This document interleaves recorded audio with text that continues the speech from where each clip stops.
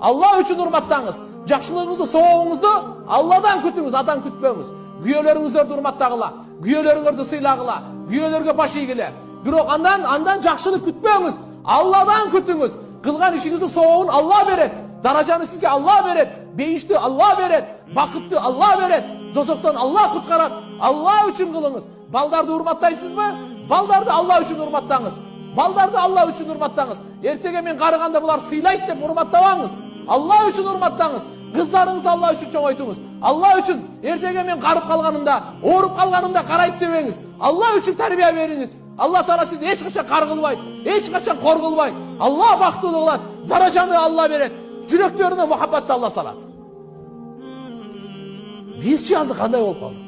Пайгамбарыбыз ушуну үйрөткөн биз жакшылык кылсак жакшылык күтөбүз. Ал жакшылык кылды деп эсептелбейт ал. Ал алды берди болуп эсептелет. Ал исламдын баалуулугу эмес. Исламдын баалуулугу мен оорусам келсеңиз, мен дагы барайын. Бизде жаназа өтсө, сиз келсеңиз, мен дагы барайын. Андай эмес. Мына урматтуу энелер, Пайгамбарыбыз саллаллаху алейхи ва саллям бизге ушуну үйрөттү.